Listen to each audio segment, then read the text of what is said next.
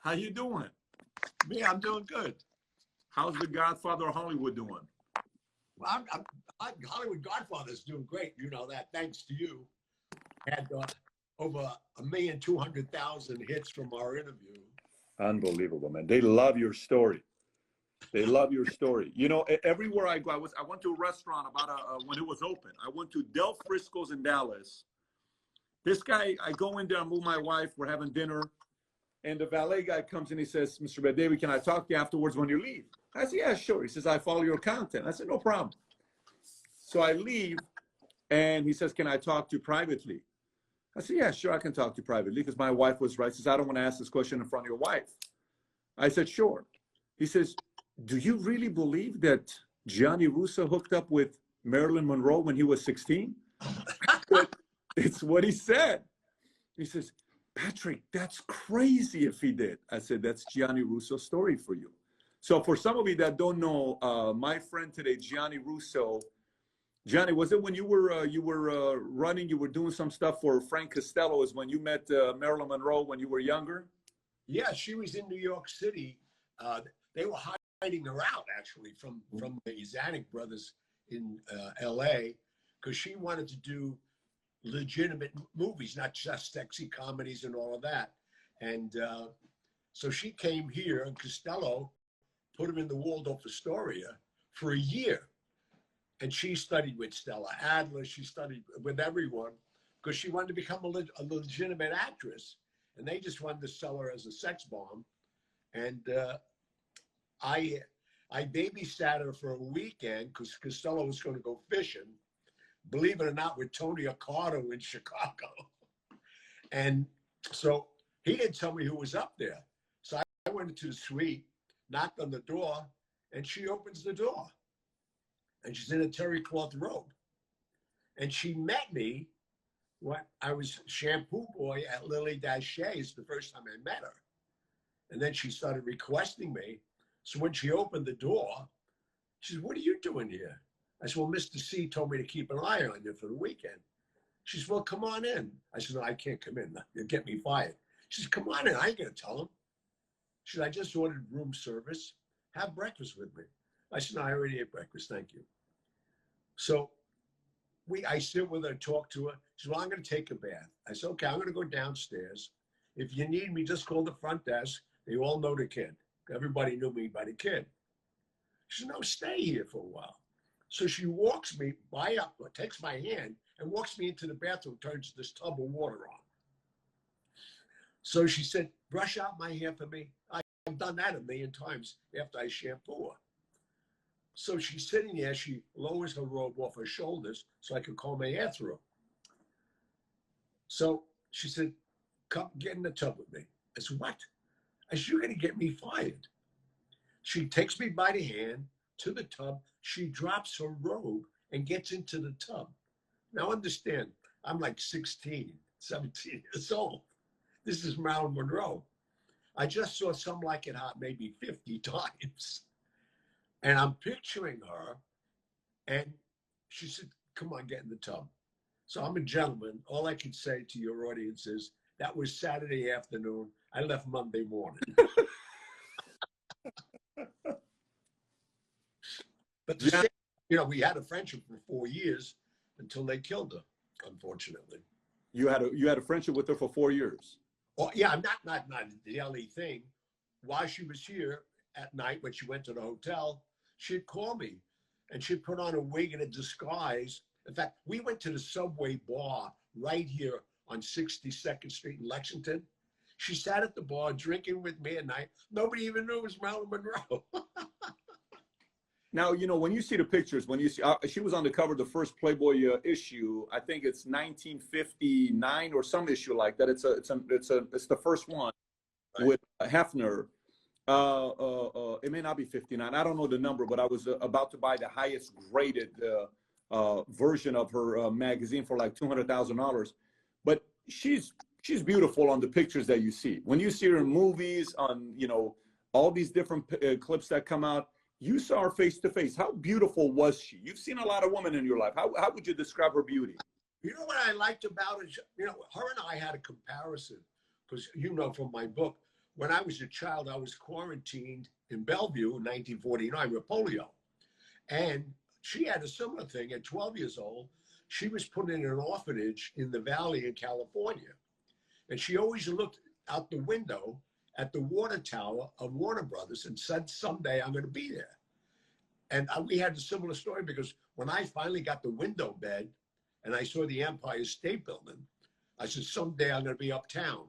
So ours wasn't a sexual thing, it was a friendship.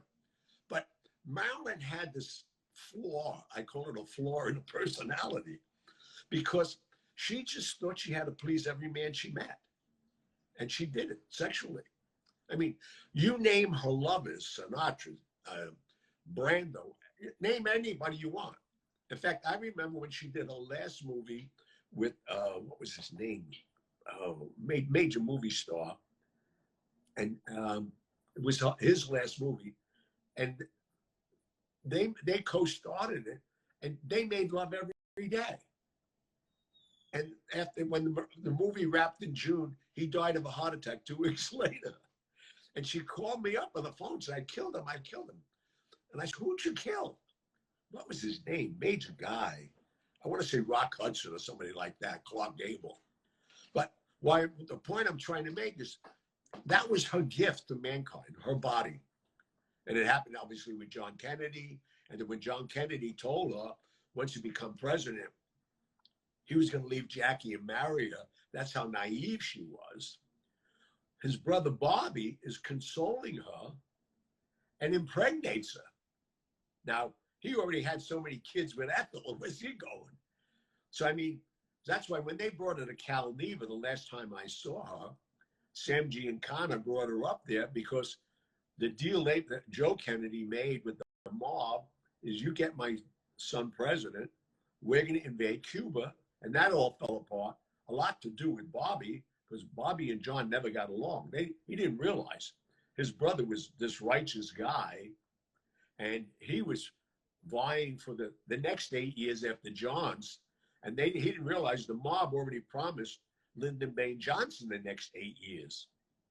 Because the only reason Lyndon Baines Johnson went along with Kennedy, because he hated the Kennedys, was they made him that promise. And I remember going to Dallas, where you are, and drove about 30 miles out with a suitcase that I knew was full of money. I went to this ranch and left it. And 3 days later, he makes the announcement that he's going to be his running mate. And I said, I can't believe what I'm witnessing here. It's like insanity. But so they encouraged her to come up to Cal Neva. Costello said, go be my eyes and ears there. I'm not going near it. And Joe Kennedy showed up with Bobby. And Sinatra and Peter Lawford promised that they have control of John. And when he got into office, he even broke his friendship with Sinatra. So Sinatra had to get Marilyn there. They knew the Kennedys would show. Joe was already in a wheelchair by that time. He had a stroke because they told him, we're going to start killing off your kids. And Sam Giancana and the Chicago outfit felt really insulted because John, they shook their hands on it, and Joe Kennedy shook their hands on it. Then they turned their back on him. So the last chance they had was to get Marilyn up there. They were going to set Bobby and John up together in a room. They had cameras like they did with J. Edgar Hoover when they blackmailed him in Chicago at a cross-dressing party. And they had all these photos of J. Edgar Hoover with his gay lover, who was his assistant and the FBI agent. In fact, they're buried together. I mean, this stuff you can't make up. This is nuts. But I was there just to be there for Costello. And that Saturday, late afternoon, in fact, there's a bunch of pictures on my website and all that, of all of us together, Sinatra, Marilyn. And he told her that tonight she has to do everybody a favor, meaning Costello, Uncardo, everybody. And she said, what? She said, we just want you to entice Bobby, because John didn't show. The last minute he canceled. And we want to take photographs of you together. We got to blackmail him. Well, she went crazy. So I want nothing to do with them, because Nobody knew. She just aborted Bobby's baby. This girl was wounded, man. I mean, mentally screwed up. And she was screaming, screw these Kennedys, I'm going to the press. And as soon as she said that, we knew her days were numbered. I flew back that Monday. This was a Saturday afternoon. I told Costello what she said, and he wanted to know who heard it. And when I told him, he looked up at me. I never said, he turned ghost white. He said, she just wrote her death wish. And sure enough, 2 days later, she was dead, man. Wow. These stories. I mean, you hear these stories, you wonder how much of it is, it sounds like pure Hollywood, and it's a real story that you're sharing with the rest of us. By the way, I know a lot of people that probably wouldn't mind a job having to babysit Marilyn Monroe. It's a pretty nice job. oh yeah, I had a couple of good jobs in my career. I'm 77 years. That's a pretty interesting one. That's a pretty interesting one. You and I were talking. You said something about polio, like you experienced a pandemic before. So, what are your thoughts with what's going on right now and in the past? Well, you know, it's so wild that you bring that up because I've been asked that numerous times just recently because of that. And the people who are aware of the book, it opens with me August 7th, 1949, going into Bellevue. And I was quarantined. And what kid at 6, 7 years old even knows what the word means? And that was August. And my birthday was approaching. And a candy striper, who happened to be Carlo Gambino's niece, said, look after this kid, he's from the neighborhood. And thank God for her that I have my sanity, if I really am sane. I don't know if I'm sane or not, but what sanity I have, I attributed to Dolores Barone, because she'd bring me the extra Jell-O or that hug. But I was there the first 3 years, part of the experiment for Jonas Salk. It took 3 years. I hope the vaccine for this one doesn't take 3 years, because that's a living hell. And I watched 2,700 kids die. It was insane. But fortunately, we're quarantined now, 70 years later. And I walk out of my apartment, I go to Central Park, and I walk in the park. I'm not confined to a bed in a mental institution. So this quarantine is, I think, a lot more serious because it's such an unknown virus. But as we all know now through the news, and I watched your interview yesterday even, they have it. They're going to have this cured right away. But I think politics, as usual, is getting in the way of that too, because they want to suppress Trump winning again in November. So I think they're going to drag this out so the economy don't go back. Because if the economy goes back, I think he's in for another 4 years. How are things right now in New York? I mean, when you're going out, are they on you? Are they stopping you? How are things in New York? Well, New York City, as we all know, is the worst hit. But I live on 61st Street. I walk down a couple of blocks. I'm in Central Park, and I don't have to worry about social distancing. There's nobody on the street. All the doormen that I know, because I make a right and go uptown. I do about 5 miles a day. I'll go up Fifth and come down Park. I feel very safe about it because there's nobody on the street. I have a face mask, fortunately, and I'm very healthy. I eat well.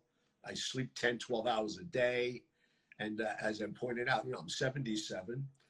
And my last major disease was polio. So just saying that alone, I have no respiratory situations. I'm not overweight. I don't have diabetes. And these are all the symptoms that we're hearing of basically the older people who have this. I'm old, but I have no diseases. But it's taken a toll on a lot of my friends.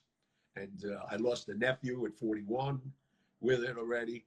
So, I mean, I hope it ends soon, just so we can get back to some kind of normalcy. But who knows what that's going to be. What do you think's happening to your friends in Hollywood right now? I mean, obviously you're in that world. You have friends in that world. How is Hollywood going to adjust with this now that they're going to do, movie theaters are not going to be sellouts with 500 people in a movie theater? How are they going to pivot?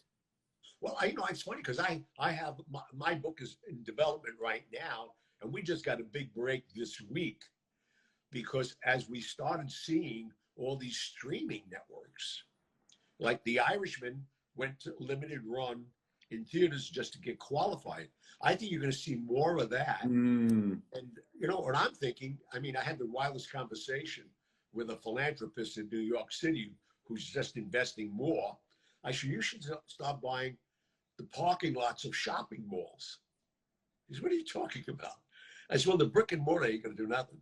But I think anybody that opens up like GMC, drive-in theaters where people are comfortable in their own car, bring their own food, but it's still a way to entertain your kids and whatever. I think these are going to be the new ways of going. I don't think people are going to go and sit in a 500 theater. I don't need to go to restaurants too soon either. Well, let me ask you, when the polio happened 7 years ago, how soon did it get back to normal? You said 3 years for a vaccine, you know, things are faster right now. How long did it take till people are like, oh, I'm just back to normal life? I didn't know because I was in the hospital for 5 years. So I had nothing to compare to. And it's not like we were watching television. There was not even televisions in our room. But I mean, the only thing I could do, like anybody else, is go to the history books. And until they got that vaccine and slowly opened up again, but I don't hear, like, I personally, for my own sake, listen to all the news. They're always mentioning the Spanish flu and all the other major epidemics and the death. But, you know, the economy is more I'm worried about. There's more people victimized by that. We got 30 million people out of work. And those jobs are not opening. Those mom and papa restaurants, they work paycheck to paycheck. Yeah, it's going to be interesting to see what happens there. By the way, back in the days, did you take a lot of days to drive in movies or no? Did you go a lot of your broads, your girlfriends or no? You know what happened to me? Once I got with Costello, I jumped my whole adolescence. I became a man so fast, traveling the world, and I really didn't go to drive-ins and all that. I went from 14 or 15 years old to getting involved with the election in 1960, which I was 18, and I'm flying all over the world, staying in every hotel, meeting every mobster, every entertainer. You know, Dean Martin and all these guys became my friends when most people were playing baseball or Cowboys and Indians. But, you know, I'd having the experience of going to the Copa, which is on 60th Street. I used to walk in there. That's where I met Sinatra finally, after listening to him on the radio every day, when I found that his birthday and mine is the same. So I walk in there, he's having a sound check at 4 o'clock in the afternoon, and I'm 15 years old. So he motions to Julie Bodell. He says, who's this kid? Like, without saying anything. He said, don't worry about it. He said, that's Costello's boy. When he said that, it's the first time I ever heard it. I felt I was 6 foot tall. So I sat down and I listened to his rehearsal. And as soon as he broke for the rehearsal, I went right over. He was just putting another cigarette in his mouth, and I lit it for him. And I said, Frank, you don't realize you saved my life. He said, oh, yeah, how'd I do that? I said, well, I had polio in 1904, and I told him the whole story. And they gave me a little transistor radio, and I realized December 12th is your birthday and mine. So he said, oh, we're both Sagittarius. I said, yeah. He said, what's your name? I said, the kid. He said, who gave you that name? I said, Mr. C. He said, maybe I asked the wrong question. Well, did he have the biggest personality out of anybody you ever met? Oh, yeah. He had the biggest. Well, I think, you know, ego-wise, I don't know. I met so many other stars that are more egotistical. But if Frank liked you, he liked you. But, you know, and if you're a good friend of his, you know when he gets drunk, leave. Because he's a bad drunk. He liked to fight. He thought he was 6'4" or something. I don't know. I've seen him pick fights with people. That, you know, he tried that once with me. He tried to smack me, and I grabbed his arm. I was like 17. We're at the Sands Hotel. And I said, try that again. And I can't say what I told him, but I said, try that again, and I'll rip off your arm and shove it someplace. And he looked at me, and he looked at Jilly. I said, what's he going to do? And then he looked around the room, and Mickey Cohen was sitting there, who was running the hotel. He says, Frank, you picked on the wrong guy. He'll take your head off if he wants to, and nobody's going to stop him. We became friends that minute from that point on. How much of that was just because people knew you were with Mr. C? Well, it got to be that they heard a rumor how I got out of the hotel too, and then I'm with everybody. I'm in the hospital, and the people I was around, the Sabellas. I knew every major family in the world. Marcello from New Orleans, and they there was a mystery about me of why all these guys liking me. Well, I'll tell you, if I wasn't doing their errands and paying 100% of their money to them all the time, I wouldn't have been liked either. But I grew, a great respect, and for over many years, I was around Costello for 20-something years. So 20-some years. yeah, yeah. Did you get a chance to see the interview with Leonetti? No, Leonetti, to me, I know of him, and he's going to have a problem with Nicky Scarpo and these guys. I mean, I remember I used to go down there to Bruno when they were building Atlantic City, because Atlantic City was controlled by the Gambinos. And as we all know, the Gambinos control construction in New York, the concrete and everything else. But most lay people don't realize you can't truck ready-mix concrete from New York to Atlantic City. So they had to use Philadelphia and all the unions. That's how they got so strong. So I think they have a big problem. And I mean, I heard some of Leonetti's statements. He better be living in an armored truck. Well, look how they took out all the other guys. Blew them up. These guys are very creative.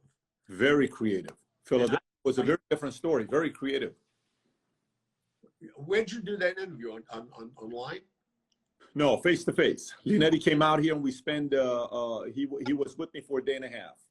I was going to say, I hope he came to you. Yes, he came over here, and it was very interesting. We had dinner the night before at an Italian restaurant just to kind of spend some time together and get to see the level of comfort. And then after that, we knew it was going to be easier the following day. He just didn't want to show his face. But I can tell you, when I asked the question about Sal Testa, and I showed the picture of Sal Testa, he wasn't comfortable with it. You got to see that part. He swiped the page immediately when I put Testa's picture there, and he got emotional. So it was interesting seeing. I mean, I've interviewed a lot of controversial figures. He created a lot of frenzy with a lot of people contact me. Many people weren't happy about me sitting down with Sammy. You know that. Sammy was not the one that there were a lot of happy people about that. But this one got a lot of weird emails from Philadelphia, which was interesting. That's why I'm saying, first of all, I don't know why he's going public now. I mean, I don't know to see the benefit of it. He's made enough money, and if anything, go out in the sunset and buy a boat.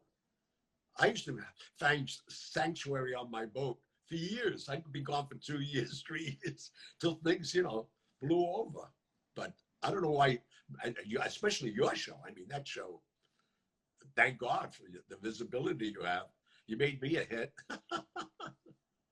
I mean, your story, by the way, if you guys haven't watched Gianni's interview, I'm telling you, if you want to be entertained for an hour and a half, go listen to Gianni's story. It's non-stop filled. We're not going to go through all of them today, but your stories are one of a kind. One of the stories you got there. Research, what's happening. And like, there's never a lull. It's you're ready, I'm ready, and it takes two. I could sit here saying nothing right now. You just lead me to what we have to do and do it. No, I mean, it's, but again, I think because of you, my book is a bestseller in 7 countries. You opened the door to me, and I think this is why now I have the Netflix, and now who's thrown their hat in this week, which, it's a thing where I do business. My company does business with Paramount and Viacom in my food and liquor. I'm the ambassador to the brand, but never thought that they'd be interested in taking my book and streaming it. Now, Nick Vallelonga, who won the Oscar for Best Picture and Best Screenplay, Green Book, he already wrote the pilot and the sketch for the 10 hours. This is then you got Mark Canton, who did the original Goodfellow. He's my executive producer with Colin Wilson, who just streamed Star Wars for Disney, and Colin's from Avatar fame. I mean, this team is like, my lawyers even say to me, how do you get these guys? I didn't do anything. They read the book, they heard the interviews, and now Viacom hired a close friend of mine and a friend of my business partner, Jeffrey Dash, to run that whole division. This is how my life goes. So now we're going to have 10 hours of my book. And now they're talking about my podcast because the stories on the podcast keep going. I got 72 hours recorded already. But unbelievable. That's a lot of people. And how come you don't have a YouTube channel? What some people don't know is, Gianni podcast instead of a YouTube channel. Gianni, I asked you about the biggest personality. You said Frank Sinatra. Who had the biggest ego ever? You've been around all of them. Who had the biggest ego out of all of them? Well, when I first met him, I met him just as he got mustered out of the Army. In fact, he did a special at, nobody knows this, for Meyer Lansky, who owns the Fontainebleau. They filmed the live two guys, Sinatra and Elvis Presley. You got to get that one. But I stayed friends with Elvis for a long time, but and the nicest guy in the world. But man, he controlled it all, and he knew it. I mean, women would go crazy. I mean, like you pointed out, I've been around Engelbert, is a good friend of mine, Tom Jones, when he was at his heyday. But this guy, I've never seen a guy like this. When he walked, and the fact that he was in the Army, I mean, he did everything so right to build his image. And he's a great Southern boy. But, there's a lot of them out there. But egotistically, I think the worst egotistical guy I met, had the pleasure of working with, and he ruined his career, is James Caan. Well, you had a lot of issues together. The two of you guys went at it regularly. Oh, yeah, we still do. No, I mean, Jimmy Caan thinks when he left that stage, he was Sonny Corleone. Talk about a method actor. Wow. Wow. But that happens to a lot of people. I hear it happens to a lot of people when they do a part, it stays. It doesn't change. Right. Well, you know what it is? I think that gave him the most recognition. Prior to that was Brian Piccolo, that movie thing he did, and it was a great story. But this gave him, he always wanted to be a mob guy. His father was a butcher in the Bronx. I don't know if you know this. He's from the neighborhood. But, he went to all private schools, and Stella Adler. He studied with everybody. As a thespian, this gave him a different recognition. It gave him neighborhoods he could walk into. He made friends. I mean, look where he made friends with. I mean, Alley Boy. He made friends with every mobster there was. And they loved him. He'd go to trial when they were on trial and sit in the trial. I mean, these guys, like Mickey Rourke was that way. When Mickey Rourke, he went to every Gotti trial. When Gotti went to jail, he sent him a treadmill. They all laughed.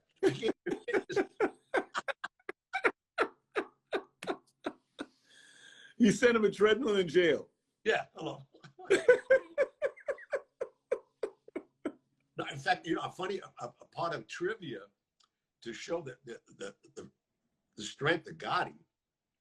We were doing a movie called Striptease with Demi Moore, and it was one of 3 pictures I did for Michael LaBelle and Andrew Bergman, and a nice guy who I really like, Armand Assante, was in the movie, and he gets a call from HBO where they wanted him to play John Gotti in the HBO movie, which he did do. And he was so frightened. He said, I can't do that. That's what are you talking about? He said, I said, what if I get permission from him? He said, how are you going to do that? I said, well, don't worry about it. If I get permission, will you do it? He said, yeah. So nobody knew. John had a prison guard, gave him a phone, his phone, for an hour a night. So he calls me through my friend, Joe Watts, and I'm on the set. I told Joe what time to call. He calls, and I said, I'm on. There's a phone call for you. It was John Gotti. He said, I found out they asked you to play me, it would be my pleasure for you. I'm a big fan of yours. You're a good-looking guy. Do the movie. That's where he did the movie. You can't tell people these stories. That's like insanity. How was Striptease, by the way? Was that at Demi's peak, looks wise, or was her peak more indecent? That's G.I. Jane. G.I. Jane. No, I tell you, I had such fun with her. And they asked me, which is the greatest job in the world, talking about having a job to babysit Marilyn Monroe. I babysit her in New York because she wanted to go to strip clubs to see how they really live and do. Who's this? Demi Moore. Demi Moore wanted to go to strip clubs to see how they did. How they did it and get into their head. And, it's like a character study. So out of convenience to myself, I put her down here at the Regency. My friends, the Titians own it. And everybody stayed there. I mean, I put millions of people in there. So we get a suite for her. And so now I tell Warner Brothers, you got to give me like $2,500 a night. They said, why? I said, I can use credit cards, number one. I don't have any. I don't want any. Never did. I said, then what do you need the money for? I said, she wants to go to this club. We have to have cash to give to these strippers. She wants to know what's going on. So me, I'm a businessman. So now I go to the Warner Brothers office and they give me a draft and I get, $2,500 every night we went out. So I'd call the clubs that I knew everybody owned them. I'd say, listen, I want a VIP booth, all your house money, because they give you fake money, and I'll bring Demi Moore in. Says, you're kidding me. So I was making money on both ends. How was the reaction when she went there? How was she? Was she watching and was she enamored by it? She was so enamored by it that we had to put a pole before anybody knew about poles in her room in the suite. And now she's inviting these pros to show her how to do it. Wow. We actually took 3 or 4 girls from New York to Florida where we shot that. They were pros. They were there. The only thing I felt bad about, and you being a parent, you may understand it. I don't understand how Bruce Willis let his daughter play the daughter in this movie, because she was exposed as an 8 or 9-year-old kid backstage with all these hookers and the foul mouth, even the mother. And this is really her mother doing a striptease. I don't think they were ever the same. How can that justify it? But no, Bruce Willis, why would he say, get an actress? I don't need my daughter doing this. Mm. But, I've seen. When you're in that world, it's a very interesting world. That world is. I can tell you one thing. I watched Indecent Proposal. By the way, phenomenal soundtrack with Sade, No Ordinary Love. I mean, she crushed it. I think that movie is with that song. But I watched that movie probably 50, 100 times with the whole scene with Robert Redford and Woody and the arguments and how she looked. And it was just I think that movie, Demi Moore, at that time, she may have been top 5 most beautiful woman in the world. If you ever watch that movie, I don't know when's the last time you watched that movie. If you sit there and you watch that movie, it's like God did sculpture with that body. Well, I'll tell you right now, we had a 40-foot semi on the set every day with her trainers. It was a gym, a portable gym just for her. That girl worked out 4 hours a day. I mean, weights, everything. I watched her, and try to get a visual on this, I watched her do a handstand behind a normal chair, a regular dining room chair, and lowered herself into it backwards.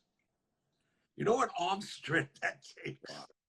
I mean, when I think about it, you brought this up, I don't even think about how many women I've seen do these crazy things and not household names. It's crazy. That's the life of Gianni Russo, man. The life of Gianni Russo. There isn't, you need a month to tell all the stories you've had. You need to tell your stories. It's 77 years, it don't change. Every day is another story. What do you tell a young man that wants to be good with women? What tip do you give him? Single, doesn't want to get married, he doesn't have a lot of game. How does he improve his game? That's a good question, man. I Well, think you're the right teacher for it. yeah, well, I tell you, first of all, I think why I was always so well accepted, I was very polite, had manners. I opened doors for women. That's gone. Chivalry's gone. And if you think you're macho by not having it, you're going to be playing with yourself a long time. So what was swipe right in your times? Well, I think, the fact, there was a mystique about me because of the people I was around. I can't take credit for it, but I definitely stayed groomed, well groomed, dressed, again, was very courteous, and, made a woman feel like a woman. That's the whole thing. Most men today want to satisfy themselves first and think they're going to move on. Well, you get a reputation of that. I had the pleasure of making love to some of the greatest women in the world, and being friends even with Grace Kelly, talking about a beauty. Ava Gardner. I mean, these people, at nighttime, we go to the swimming pool at Jack and Trotter's place in Nevada, and they used to call them the mascots. We all heard about the Rat Pack, but they actually had mascots, and they had to be tested and groomed. And the mascots were like Angie Dickinson. The only one that was confused, but I know why they let her in because she's so talented, was Judy Garland. I would never want to see Judy Garland nude. I mean, don't want to see it. I saw her in a bathing suit, but I mean, it was like skin and bones. She looked like a boy. But now give me, the Marilyn Monroes, the Ava Gardners, even Julia Prowse. She was a great dancer. I don't know how many people would know her, but she was a headliner at the Desert Inn Hotel. Interesting. Yeah, but it's an interesting world out there, fortunately. Your club, when you ran it in Vegas, was it called State Street? I think it was State Street. State Street. Well, the one before that was Tiffany's. Costello owned, nobody knew that. Costello and Joe Kennedy owned the Tropicana Hotel years ago. And when I went out there, he said, because he needed to create something for me, he wanted me to open a club, and I opened it in the Tropicana Hotel. This club operated 18 hours a week only. 6 hours from midnight, Thursday night to Friday morning, 6 hours Friday to Saturday morning, 6 hours Saturday night to Sunday morning, 18 hours. Got Elvis Presley and Sammy Davis to open it up for me. They had all the cab companies. So if you got into cabs, say, I want to go to Caesar's Palace. No, you got to go to this new club, Tropicana. And then I had to open a bigger club. But I'd leave Vegas, the statutes of limitation are over. So I'd leave Vegas on a Monday morning with all the skim. I had to go back to Chicago, New Orleans, and New York. So I had the greatest cover. So how was it? How was the club when it was at its peak? I mean, what did it look like? What was it like? How amazing was it? First of all, I get calls like this, like Don Rickles would call from the Riviera, and his valet would say, Don wants his table. I said, well, that table tonight, Paul Anka's in it. He said, how about they knew the place. How about the table near the fireplace? I said, well, I run off maybe every night, somebody else, 10, 15 movie stars, because I serve gourmet food from 6 at night to 6 in the morning. So that was the gimmick, because after they did their second show at 1 o'clock, you would think you're at the Ed Sullivan show. There was so much entertainment in my club.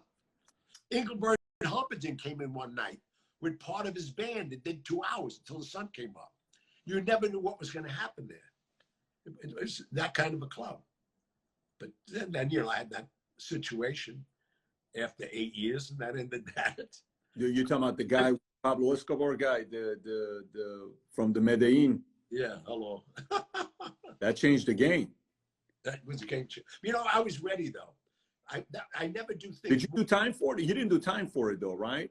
Yeah. You know why? Because I try to change what I do personally every 7 years. My loyalty to what I was doing is still ongoing, but that's all over with today. They don't need anybody with the accounts and the way they do things. It's all changed. Everything, as we know, changes. I just wish I knew when it was going to happen. I would have saved more money. Did you ever have any run-ins with Hugh Hefner? Did you do anything with him or no? Well, we knew you. Yeah, I did a lot of things. Unfortunately, again, because of Chicago, you know, they backed him for that. And then right after I did The Godfather, they gave me an assignment any singer in the world would die for.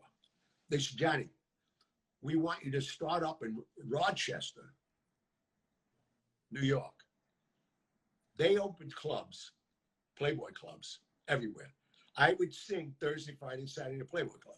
Sunday, I'd leave with a couple of bunnies and drive to the next state and do that. That's what I did. I did that all the way to Century City in California, across country. So I called New York Rolls Royce. They delivered me a new Corniche, white on white, in February, to Rhode Island. I drove that car myself across country, dropping off bunnies, because I used to rotate bunnies. Nobody knew that. So you're the member, you had different girls. And that's how they did that with strip clubs. People don't know that, because they'd rotate the girls. And that's what my friend that we know of, Jack Ruby, that's when he ran for Chicago. So I learned all of this from them. So I took all of these things. I did this even with my cocktail waitresses. I'd rotate them to a club in New York, or like when Jack Nicholson had the Monkey Bar, I'd send girls to go work the Monkey Bar. He'd send me new girls. So it's always fresh meat, as we would say. Better. You're not Marilyn Monroe babysitter. You were also a bunny babysitter. Oh yeah, a lot of them. A lot of bunnies, a lot of rabbits. Rabbits. A lot of rabbits. My gosh. I mean, it's. Well, by the way, what do you think about what's going on right now? You've been around. You've seen a lot of different things. How much of this stuff are you seeing right now, and what do you think is going to happen next with experiences you've had? Well, I think as we all are experiencing, I don't think if they want to open restaurants, I don't think the customers are coming. So open it, but hello. And I heard an interview in New York City last night where they're going to only 50% capacity. They better hope they get 25%, because the tourists saying, well, I can't open. I have to have all my tables and chairs, unless I can't make money. Well, you ain't making any money now. So if they're going to give you a stimulus package where you can make 25 cents rather than $1, take the 25 cents. I think a lot of them are just going to walk away. You know, they're going to open up Dallas on Friday, and my wife was calling all the restaurants. She was calling Capitol Grill. She was calling Fleming. She was calling all these other 10 minutes. Yeah. She's calling Capitol Grill, all these other places. Capitol Grill, the entire schedule with the tables they had, 1 hour, all sold out. All of them. Wow. Every single one of them. Talking about New York. Dallas. Yeah. I had the privilege, I don't know if you know this. I had the privilege of being in Dallas about 1.5 years ago before I met you. I opened Turco there, that club. You know it? It's no. from Turco is a spinoff of Le Cirque in New York. So I opened it there, right on that corner. We were a poolside club, there, a nightclub. I was there for the whole weekend. I love Dallas. I had a lot of fun in Dallas, actually. It's going to be interesting to see how it is when they open this thing up. I'm actually really curious myself.